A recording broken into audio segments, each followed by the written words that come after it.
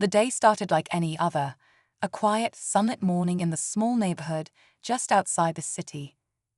The air was alive with the chatter of kids heading to school, parents waving goodbye from their cars, and the faint sound of birds cutting through the early hustle. Nobody knew that within minutes, everything would spiral into chaos. Lisa Thompson was no ordinary woman. A single mom in her early 30s, she carried herself with the kind of confidence that made people stop and take notice. Tall, poised, and striking, Lisa was used to standing out. She didn't just command attention, she earned respect wherever she went. But this morning wasn't about her. Lisa had one job: to get her 10-year-old daughter, Jasmine, to school on time. Jasmine was everything to her: smart, curious, and fiercely proud of the woman raising her. The schoolyard was packed.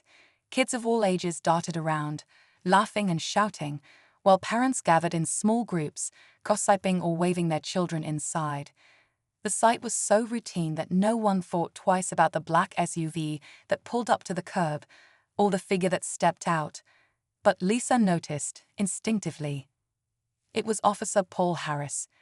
The neighborhood had seen him before, one of those cops you'd hope never to meet face to face. Stocky and sharp-eyed, he had a reputation. Everyone knew it, though few dared to say it out loud. He was quick to anger, eager to exert control, and carried a tension about him that kept people on edge. He wasn't just patrolling, he was looking for something or someone to target. Lisa didn't know what caught his attention first: her car parked slightly over the line, or perhaps just her presence. But within seconds, he was approaching. Jasmine clutched her mother's hand tighter, sensing something. "Mom, let's go inside," she whispered. Lisa smiled softly. "It's fine, sweetheart. Just stay with me." "Is this your car?" The cop's voice broke through the noise like a hammer hitting glass. Paul Harris' eyes narrowed, his hand casually resting on his belt. Lisa turned slowly to face him. Calm, measured. "Yes, officer. I just dropped my daughter off. I'll be moving it now." "That's not what I asked," he snapped, stepping closer. The crowd's attention began to shift. Parents turned their heads. Teachers at the gate stopped talking. There was something about the way Officer Harris stood, a simmering anger just beneath the surface, that made people uneasy. Lisa stood her ground, her voice cool but polite. "There's no need for trouble. I'll move it right away." But trouble was exactly what he was looking for. "License and registration," he barked. Lisa sighed softly. She knew this game. She'd seen it played out before, targeting people like her. But she wasn't about to let her daughter see her back down. "Sure," she said, opening her bag. Jasmine's small voice piped up. "Mom, are we in trouble?" Lisa squeezed her hand reassuringly. "No, baby, we're not." As Lisa handed over her papers, Officer Harris's face darkened. His eyes flitted over her name, her picture, the tiniest details. For a moment, there was silence, a pause that felt longer than it was. Then came the sneer. "Where'd you get this car?" Lisa's head snapped up. "Excuse me." "I asked you where you got this car. Don't play dumb with me," he spat. The words were sharp, venomous, like he was daring her to respond. Around them, parents began to murmur. Some shook their heads, others tried to ignore it, uncomfortable but unwilling to get involved. Lisa's heart pounded, but her face remained calm. "This is my car. I have every right to be here." But Harris didn't care. In an instant, his voice rose, louder, angrier. "I'm not gonna say it again. Step away from the vehicle." By now, a small crowd had gathered. Kids watched, wide-eyed, from the safety of the schoolyard. Teachers whispered among themselves. Lisa glanced down at Jasmine, whose lips were trembling. "Go inside, honey," Lisa said softly. Jasmine's eyes filled with fear, but she obeyed, hesitating only a moment before running toward the gate. Lisa turned back just in time to see Officer Harris close the distance between them. "Don't you walk away from me," he shouted, his face red with fury. And then, before anyone could react, his hand shot out. The crowd gasped as Officer Harris' fist struck Lisa square in the face. Time seemed to freeze. The sound of the hit echoed through the schoolyard, louder than it should have been. Gasps rippled through the crowd, parents pulling their children close, horrified but frozen in place. Lisa staggered back, her hand flying to her cheek, her vision blurring. And then, silence. For a brief, terrifying moment, no one said a word. Officer Harris stood there, chest heaving, his fists still clenched, as if waiting for Lisa to crumble. But Lisa didn't. Slowly, painfully, she straightened, her dark eyes locking onto his with a gaze so sharp it could cut through steel. Meanwhile, Lisa turned slightly to check on Jasmine. The little girl had stopped just inside the schoolyard, her small figure framed by the gate. Her face was pale, her wide eyes brimming with tears as she watched her mother from a distance. Lisa gave her the tiniest nod, a silent promise that everything would be okay. Then she looked back at Harris, her gaze steady and unyielding. It wasn't just the crowd or the camera phones that made Harris uncomfortable now. There was something about Lisa herself, an energy that was impossible to ignore. He didn't know her, but something in his gut told him he had just picked a fight with the wrong person. She wasn't yelling. She wasn't crying. She wasn't pleading like he might have expected. Instead, she just stared at him, unmoving, as if waiting for him to dig his own grave. "You need to leave," Harris barked, pointing toward her car. His voice cracked slightly, but he tried to cover it up with anger. "Take your car and leave before I arrest you for resisting an officer." Lisa finally spoke. Her voice was calm but sharp, like a blade slicing through the noise. "Resisting? You punched me in front of my child and these witnesses. What exactly did I resist, officer?" Her words hung in the air, heavy and undeniable. A ripple passed through the crowd, and Harris's face darkened. "Don't play games with me," he growled. But even he knew the ground beneath him was crumbling. Lisa's words had landed, and now everyone was watching him. The phone cameras didn't just capture his actions, they captured his panic. A woman's voice spoke up next. "She's right, we all saw it. You hit her for no reason." It was one of the teachers standing near the gate, her face tight with anger. She stepped forward, pulling out her own phone. "And we've got it all on video." Harris glanced around, his breathing uneven. The crowd was no longer just an audience. They were witnesses, and he could feel their judgment like a weight pressing down on him. This wasn't how it was supposed to go. He'd thought it would be simple. Assert his authority, watch her back down, and move on. That's how it usually worked.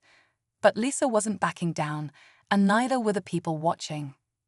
Lisa took a step forward, closing the distance between them. Her voice was lower now, almost a whisper, but every word was crystal clear. "Do you even know who I am?" she asked. The question stopped Harris in his tracks. He blinked, unsure of what to say. The silence stretched between them, thick and heavy. Lisa didn't give him the answer, not yet. Instead, she studied his face, watching his expression shift. There was confusion at first, then uncertainty, and then something else. Realization. It was subtle, like a flicker of light in the back of his mind, but it was enough. He knew he had missed something. There was more to her than he had assumed. The murmurs in the crowd grew louder. Parents whispered questions to each other.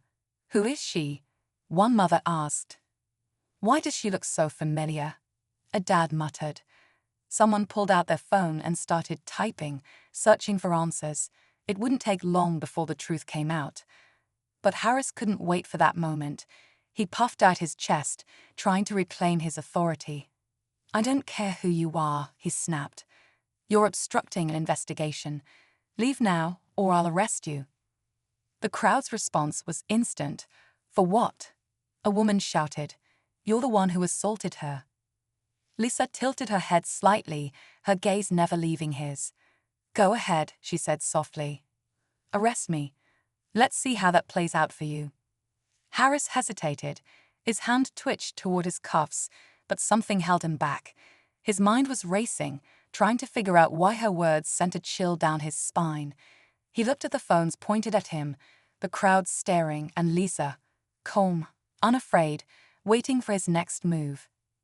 And then, somewhere in the distance, the faint sound of sirens cut through the morning air.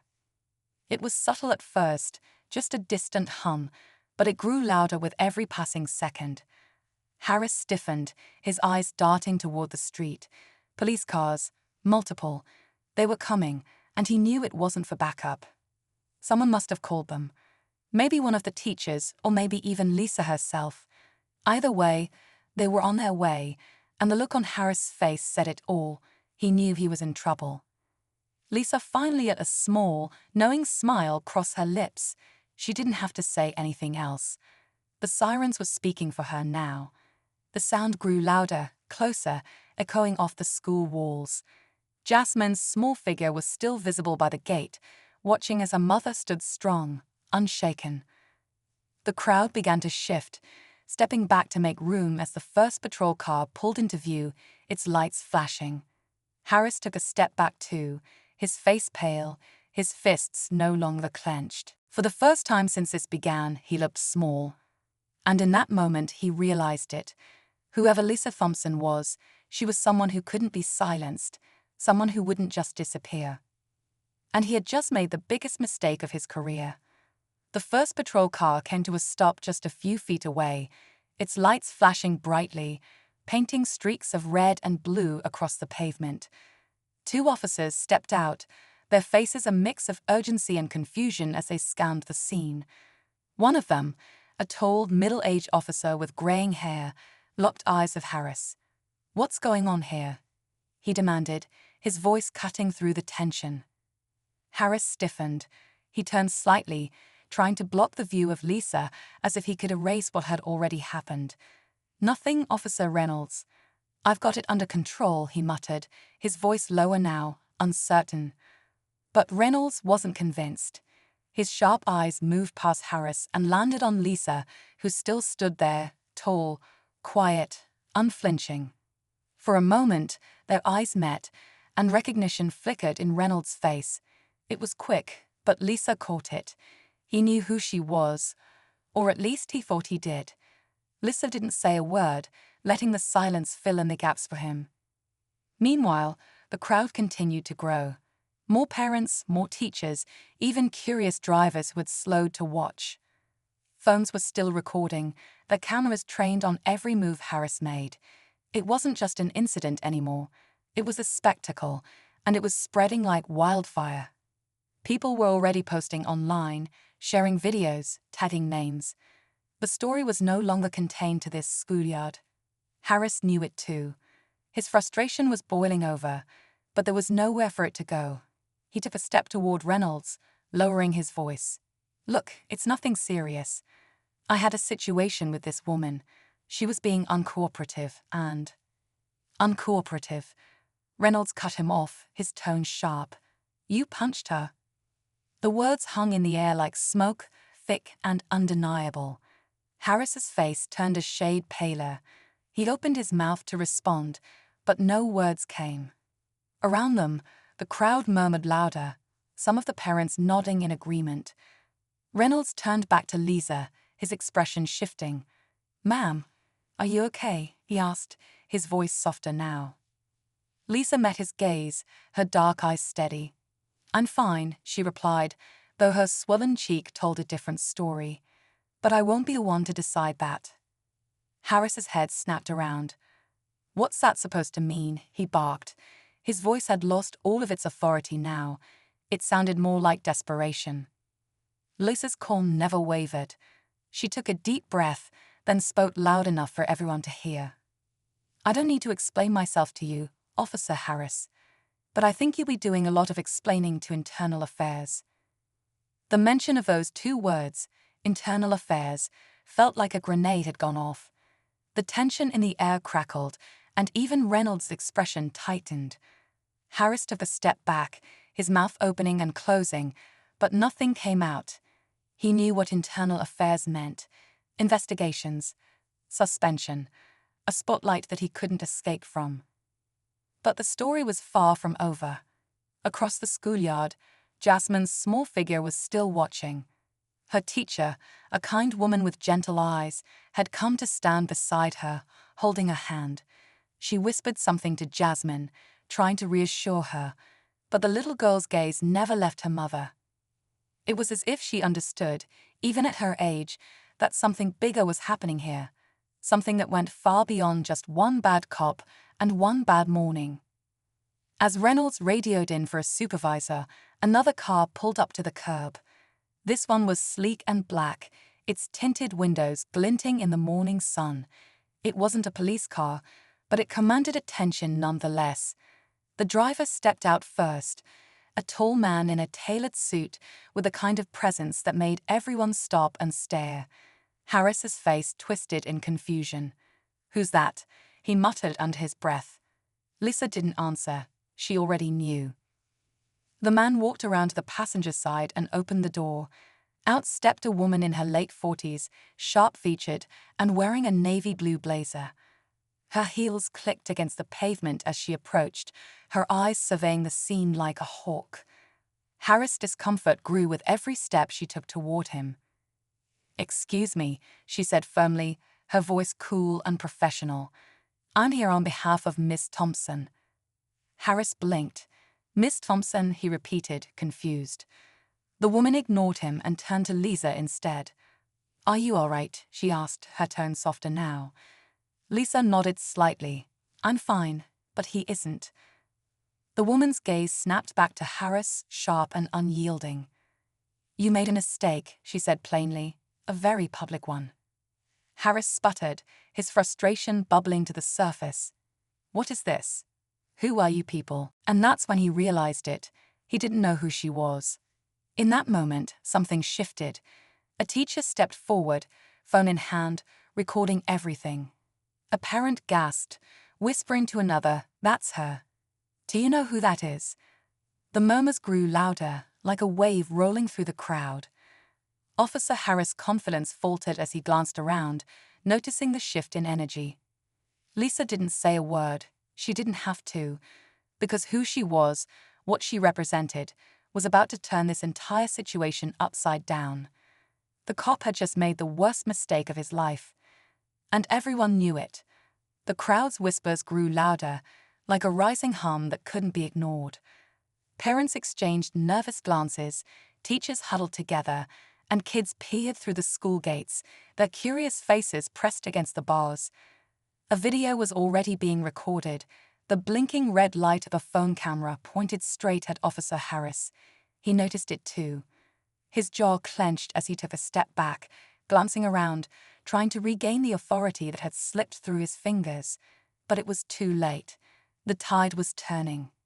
Lisa still hadn't said a word. She stood tall, wiping the corner of her mouth where the sting lingered from the punch. Her cheek was beginning to swell, a bruise blooming under her skin, but her expression remained calm, too calm. It was the kind of quiet that spoke volumes, the kind that made you wonder what was coming next. Officer Harris opened his mouth to speak, but no words came. For the first time, it was clear he felt something unusual: fear.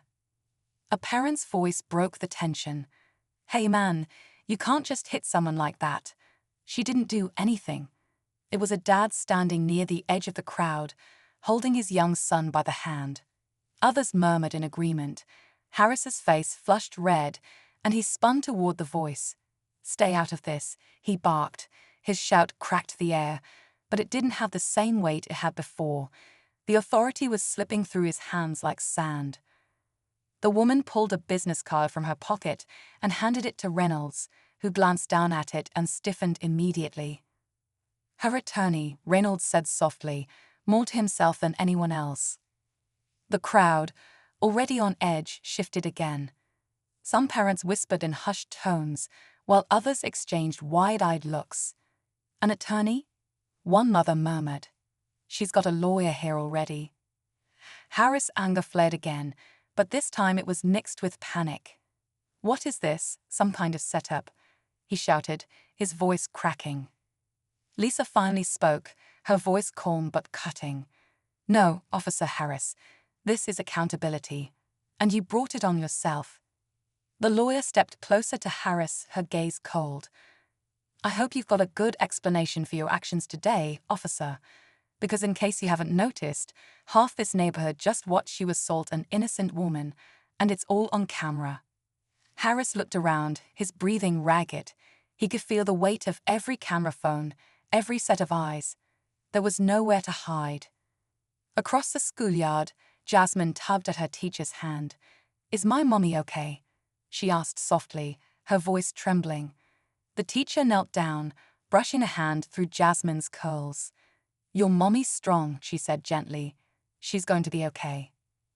But even as she said it, her voice carried a hint of doubt, because what had happened here wasn't just a mistake. It was a flashpoint, one that would echo far beyond this morning. Lisa knew it too. She could feel the weight of the moment pressing down on her, the eyes of the crowd, the whir of phones still recording. She didn't ask for this fight, but she wouldn't back away from it now. Not for herself, not for Jasmine, and not for anyone else who had ever been made to feel small. As the lawyer continued to exchange words with Officer Reynolds, Harris stood frozen, his world crumbling around him. His career, his reputation, everything he had built. It was all teetering on the edge of collapse. And the worst part, it had only just begun. Lisa finally glanced down at her watch, her calm composure never wavering. "We'll let the system decide, Officer Harris," she said softly, "but I think you already know how this ends." Harris said nothing. He couldn't. The sirens had stopped now, but the silence that followed was louder than any noise. And somewhere in the distance, the rest of the world was starting to pay attention. The crowd's murmurs seemed to fade as the tension thickened, like a storm rolling in from the horizon. Officer Harris stood frozen, his hands twitching at his sides, his chest rising and falling in sharp, uneven breaths. Around him, the energy had shifted completely. Where once he had commanded the space with authority, now he felt small, surrounded by eyes that saw him differently.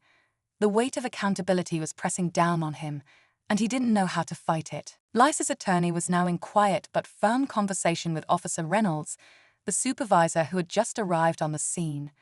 Harris could only watch helplessly, catching fragments of their words like assault, video evidence, and formal complaint. Each one struck him like a blow he couldn't dodge. He wiped his forehead with the back of his hand, his mind racing, trying to grasp a way out, but there wasn't one. Lisa stood near her car, motionless, as calm as she had been since the beginning. But this calm wasn't passivity, it was power. The kind of power Harris hadn't anticipated when he approached her that morning.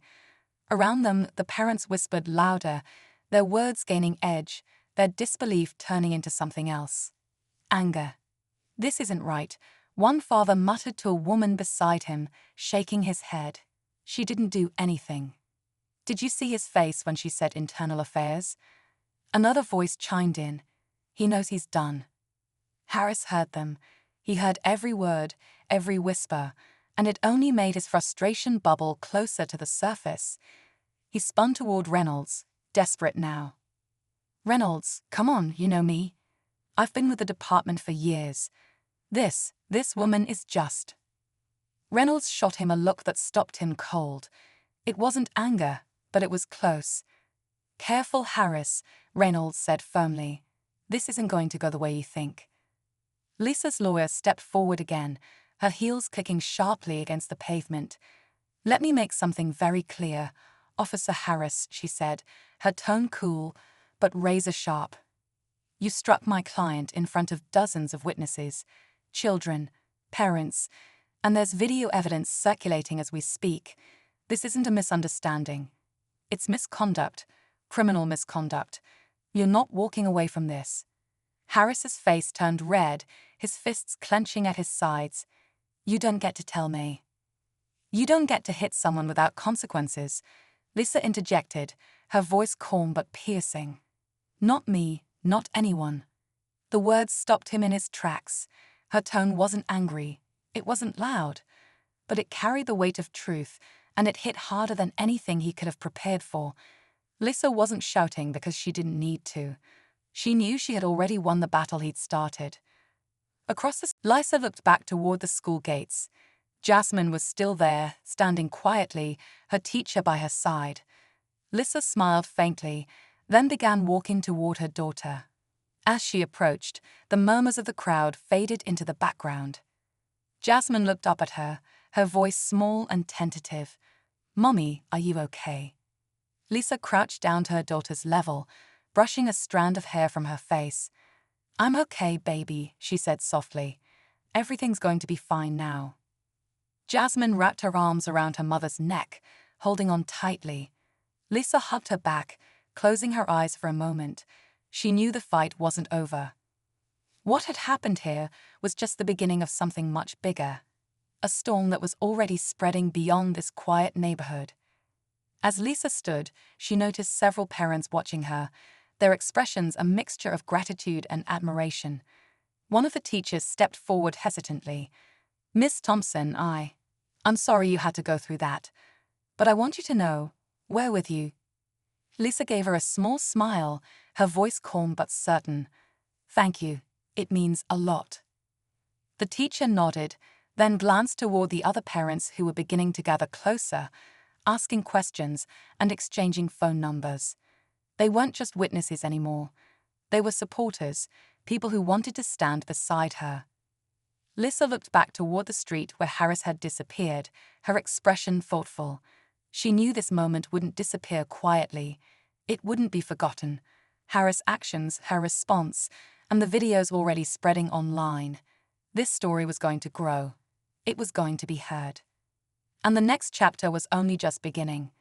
As the last patrol car disappeared down the street and the crowd around her began to thin, Lisa let herself breathe, just for a moment.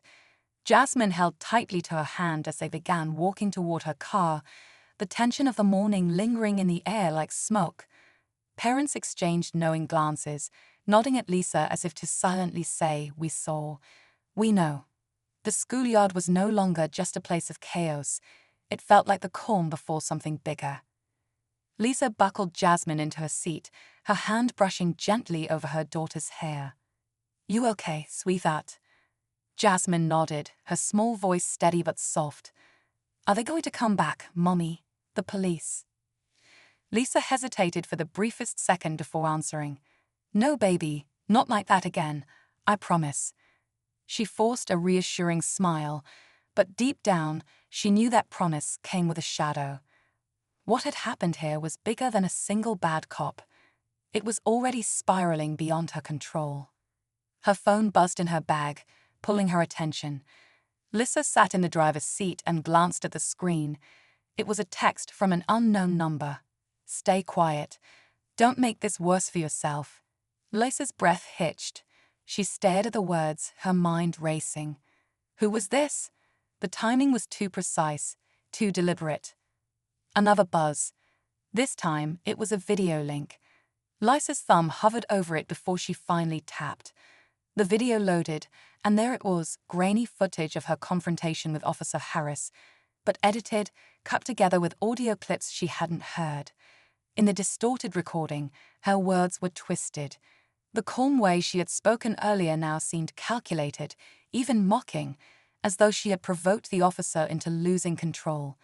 The punch was there, but the lead-up painted an entirely different picture. Lisa's stomach dropped. She knew exactly what this was: damage control. Harris, or someone close to him, was already trying to spin the story, making her look like the aggressor. The video was shorter, clipped, and would look very different to people scrolling through their feeds. Jasmine's voice pulled her out of her thoughts. "Mommy, who's texting you?" Lisa quickly locked her phone and turned back, smiling faintly. "It's nothing, baby. Let's get you to Grandma's." As they drove away from the school, Lisa couldn't shake the feeling that she was being watched. She checked her rearview mirror more than once, her hands gripping the wheel a little too tightly. Maybe it was paranoia, or maybe it was something more. She had stepped into something bigger than she had realized. At her mother's house, Lisa hugged Jasmine tightly before heading back to her car. "Stay inside, okay? I'll be back soon," she said softly.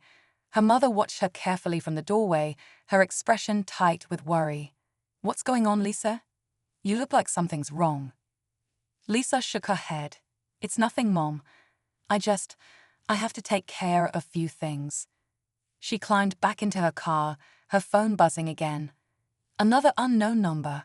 This time, it was a message. You should think twice before ruining a man's career. Some people won't take it so lightly. Lisa's chest tightened. Her first instinct was anger. Hot, immediate, and unforgiving. Who did they think they were? They thought she would just disappear, that a few messages would scare her into silence. But beneath the anger was something colder. Fear. Fear of how far they might go to protect themselves. She drove to the office of her lawyer, her knuckles white against the wheel. They're already pushing back, Lisa said the moment she walked into the small, quiet room. The attorney looked up from her desk, her brow furrowing as she read the messages Lisa handed over. It's intimidation, she said calmly. Typical tactics. Don't let it shake you. Lisa exhaled sharply, shaking her head. They're twisting the story. The video they're spreading, it's edited. People are going to see it and think it's the truth. The lawyer set the phone down and looked Lisa in the eyes. Listen to me. They're going to do everything they can to make you look like the villain. That's how this works. But the truth is on your side, and we have more witnesses than they can handle. This isn't going away for them. Lisa knew she was right, but it didn't make the knot in her chest loosen. The fight wasn't over. It was only escalating. Later that afternoon, a news headline popped up on Lisa's phone. Local officer suspended after schoolyard incident. The article painted a mixed picture, careful with its words, just enough to acknowledge the punch, but filled with phrases like pending investigation and conflicting reports. The comments below the article were already a battlefield. Some people supported Lisa, demanding justice. Others attacked her without even knowing her name. She must have done something to deserve it. People like her are always looking for trouble. The cop shouldn't lose his job over one mistake. Lisa closed the article, feeling her pulse quicken. The court of public opinion was already being swayed, and she knew it was only the beginning. She scrolled through her contacts and paused at one name, David Miles. A trusted journalist she had worked with briefly years ago, when she was still doing community outreach.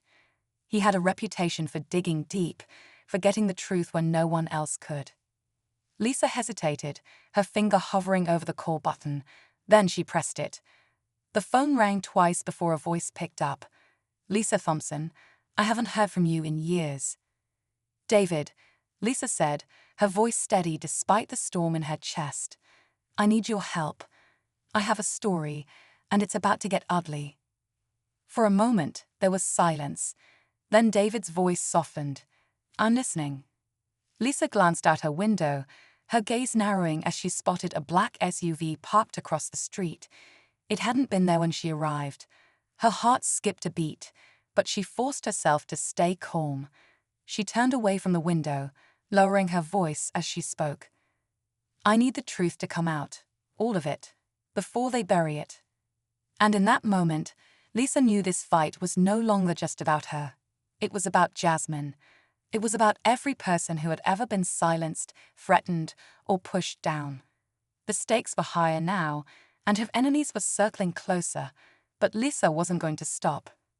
Not until the truth was impossible to ignore. The day the truth broke wide open felt almost ordinary. Clear skies, a soft breeze, and the quiet hum of life moving on, oblivious to the storm about to hit. Lisa stood at her kitchen window, phone pressed to her ear, listening as David's voice came through, steady and focused. It's happening, Lisa. The full story drops tonight. I've got the unedited videos, witness statements, even some internal reports. It's airtight. They can't spin this anymore. Lisa felt her chest tighten, not with fear this time, but something closer to relief. She'd spent days watching Harris's supporters flood social media with accusations, twisting the truth. She'd seen her name dragged through the mud, strangers calling her a troublemaker, an opportunist, even worse. But through it all, she'd kept quiet. The fight wasn't over, not until the truth was undeniable. "Are you ready for this?" David asked, his tone softer now. Lisa glanced over at Jasmine, who sat on the living room floor coloring quietly, oblivious to the weight her mother was carrying. "I'm ready," she said, more to herself than anyone else. By late afternoon, the first ripples began to appear. David's story was live, broadcasted on every major platform, shared thousands of times within minutes. It wasn't just Lisa's side of the story, it was the story. The unedited footage. The crowd of parents backing her up. The statements from teachers, witnesses, even kids who had seen what Harris had done. A quiet buzz filled the air inside Green Mart's supermarket. It was just another ordinary afternoon where shoppers strolled down the aisles, carts clinking, and the faint sounds of a soft melody played over the speakers. The aroma of fresh bread wafted in from the bakery section while parents wrestled to keep their curious toddlers in check. Nothing seemed out of place, or so it appeared. A young black boy, around 16 or 17, walked into the store through the automatic glass doors. He had a confident but calm demeanor, wearing a casual hoodie, jeans and sneakers that seemed well-worn but sturdy. His face carried a faint smile, the kind of smile people wear when they feel at home somewhere. He'd been in this supermarket countless times before. After all, he practically grew up here. But this time, it wasn't the same. The boy made his way through the aisles, nodding politely at employees he recognized. He knew most of their names, but they were too busy restocking shelves to notice him. He paused near the dairy section, pulling out his phone as if searching for something. His fingers tapped quickly across the screen, and then he looked up, scanning the area. That's when they noticed him. A group of 3 security guards, positioned near the front of the store, locked their eyes on him almost immediately. One of them, a tall man with a stern face and buzz cut, muttered something to his colleague, and they both nodded. To them, the boy looked out of place, like he didn't belong. They didn't care about the faint smile on his face or how comfortable he seemed. All they saw was a hoodie, sneakers, and a kid who, in their minds, couldn't be up to anything good. The boy didn't notice them at first. He moved casually, pulling a snack off the shelf, and tossed it in his small basket. He looked so calm, unaware of a suspicion swirling behind him. But then something changed. He felt it. That feeling when you know someone's watching you, that gaze burning into the back of your neck. The boy looked up slightly, his eyes catching the reflection of the guards in the shiny freezer doors. They were following him. His brows furrowed just for a moment. He turned down another aisle, pasta, sauces, canned goods, and paused for a moment to collect himself. The footsteps behind him didn't stop. They grew louder, closer. "Here we go again," the boy thought to himself, exhaling quietly. He had dealt with this before, too many times. People making assumptions, people staring, people accusing. But this time, in this place, his place, it stung more than usual. The boy stood still for a second, deciding what to do next. Should he confront them? Should he ignore them? Just as the thoughts raced through his mind, one of the guards called out to him. "Hey, you! Stop right there." The boy turned slowly, careful to keep his hands where they could see them. He knew better than to make any sudden movements. The last thing he wanted was for this to escalate. "What's the problem?" he asked, his voice calm, polite, maybe even a little tired. The guard stepped forward, his boots echoing against the polished floor. "We've been watching you," he said bluntly. "What are you doing here?" The boy blinked, confused. "What do you mean? I'm shopping." "Shopping?" The second guard chimed in, crossing his arms tightly. "What exactly are you shopping for?" The boy lifted his basket, where a bag of chips and a bottle of juice sat. "Snacks," he replied simply. "I'm just getting snacks." The guards exchanged looks, clearly not convinced. To them, his answer wasn't good enough.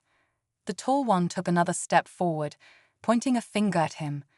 "We've had reports of shoplifting in this store lately. You fit the description." The boy's jaw clenched for a second. "What description?"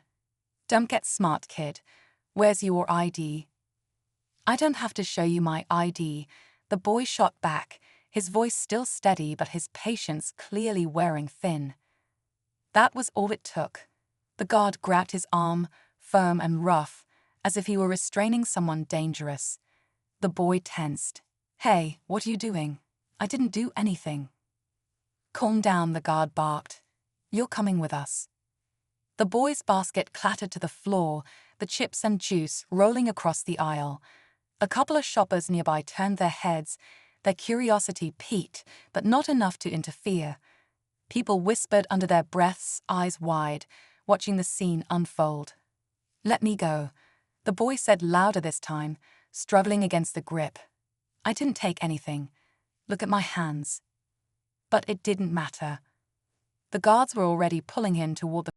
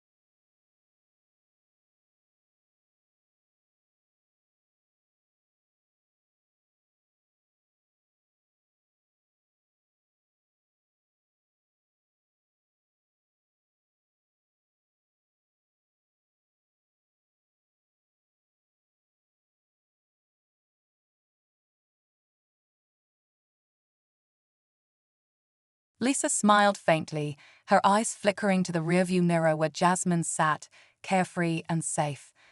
"I'm just doing what any mom would do," she replied softly. That night, as Lisa sat on her porch with a cup of tea, she looked out at the quiet street bathed in soft light. The fight wasn't over, not completely. There were still hearings, still paperwork, still voices that needed to be heard. But for the first time, she felt like they were moving in the right direction. People were paying attention now. The truth couldn't be ignored anymore, and that mattered. Her phone buzzed one last time, a message from David. "Change doesn't happen all at once, but you started it. Rest easy tonight." Lisa smiled to herself, setting the phone down and taking a deep breath. The world wasn't perfect, but it was a little better today than it had been yesterday, and that was enough. Inside, Jasmine's soft voice drifted through the house as she sang quietly to herself, the sound peaceful and pure. Lisa closed her eyes for a moment, letting it wash over her. No matter what came next, they would face it together. And for now, that was all she needed.